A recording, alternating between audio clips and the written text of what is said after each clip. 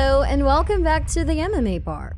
Today we're going to discuss arguably the best event so far this year and highlights of all the 8 finishes on the card. So relax and let's relive the Fight Night experience all over again. UFC Fight Night Kattar vs Emmett delivered numerous exciting moments to MMA fans on June 18. The main card as well as the prelims were full of exciting finishes and brutal knockouts. A featherweight showdown between Calvin Kattar and Josh Emmett took place as the main event of UFC Austin. Kattar sits at number 4 in the rankings while Emmett holds the number 7 slot. Emmett is currently on a 4-fight winning streak.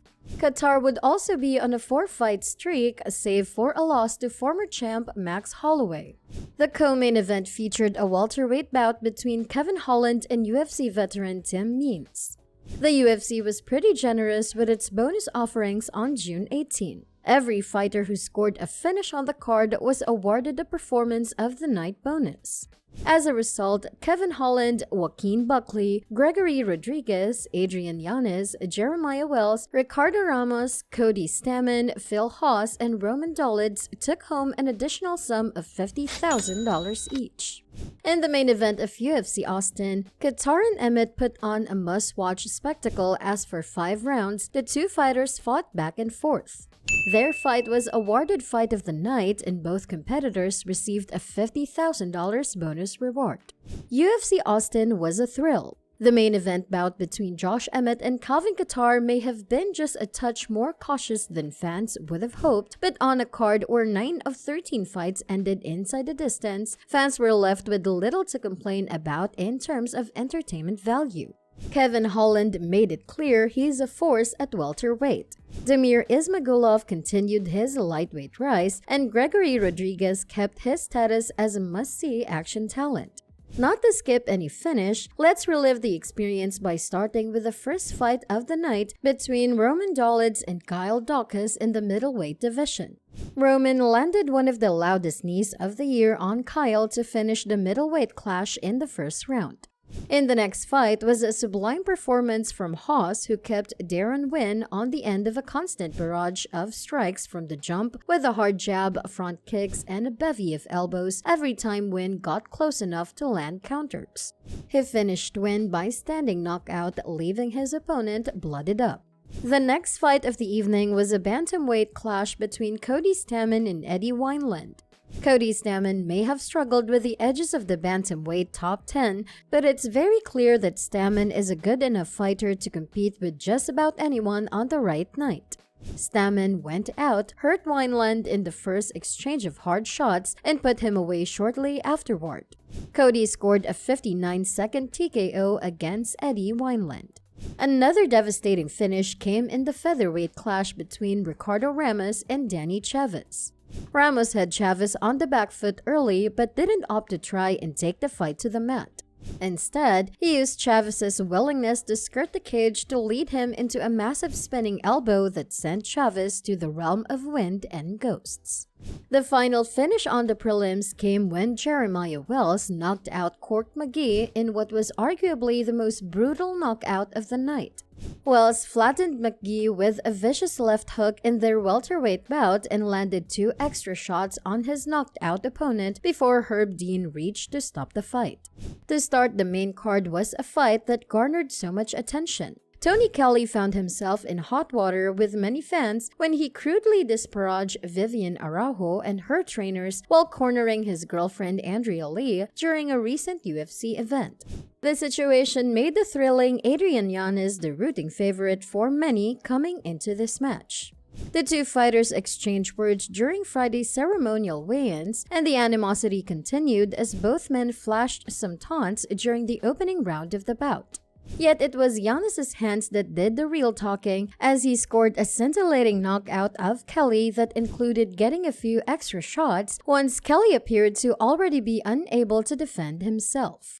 The second fight on the main card was a clash between middleweights Gregory Rodriguez and Armen Petrosyan.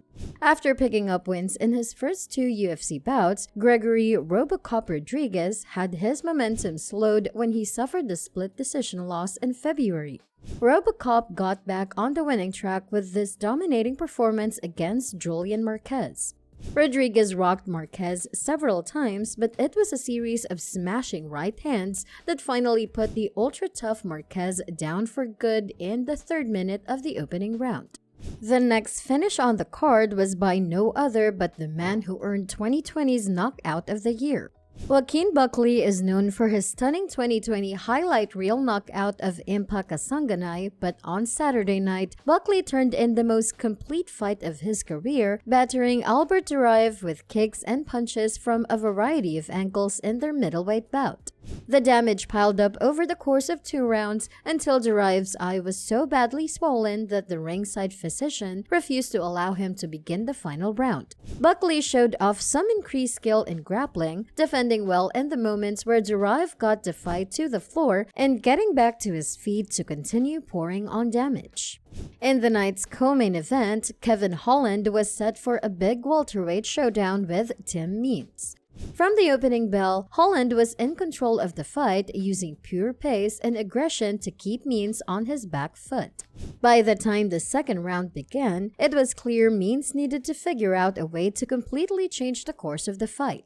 Instead, Holland landed a massive right hand that took away Means' legs, forcing him to shoot. Holland easily countered the shot by locking in a Darce choke to force the tap at 128 mark of round 2. Heading into the UFC Fight Night featherweight main event between Calvin Kattar and Josh Emmett, the fans in Austin, Texas had been spoiled by a record-tying night of 8 knockouts. Then, Kattar and Emmett engaged in a bloody tactical battle over 5 rounds that ended with Emmett winning a split decision.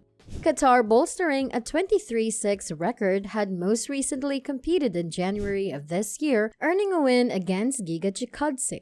Prior to that victory, the Boston finisher had suffered a unanimous decision defeat to Max Holloway.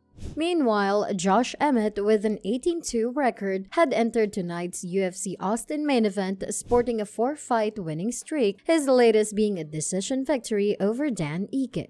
The Fighting Farmer had not lost since 2018 when he was knocked out by Jeremy Stephens. The fight was a battle of Kattar's long straight punches against Emmett's explosive and looping power shots. From the opening moments of the fight, it was clear that the man who could lead the forward engagement would be the fighter doing the more effective work. In the first 2 rounds, that edge was held by Emmett as he launched overhands, right and left hooks to the body that repeatedly sent Kattar onto his back foot and stumbling backward into the cage. Kattar seemed to make the necessary adjustments over the second half of the fight, using a stiff jab and step-in elbows to open a deep cut over Emmett's left eye. Down the stretch, Kattar had a clear edge in the number of strikes landed, but Emmett remained dangerous as he continued to land plenty of his own bombs and bloodied Kattar's nose and causing significant swelling around his eye. It appeared the fight could go either way after 5 very close rounds. Ultimately, 2 of the 3 judges rewarded the power of Emmett's shots over the output of Kattar, awarding Emmett the fight by a 48-47, 47-48, 48-47 split decision victory. Emmett entered the fight at number 7 in the UFC's official rankings and knocked off the number 4 fighter in Kattar.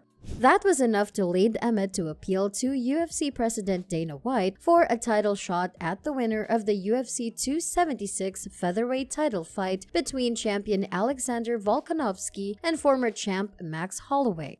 "There's a huge title fight in 2 weeks," Emmett said.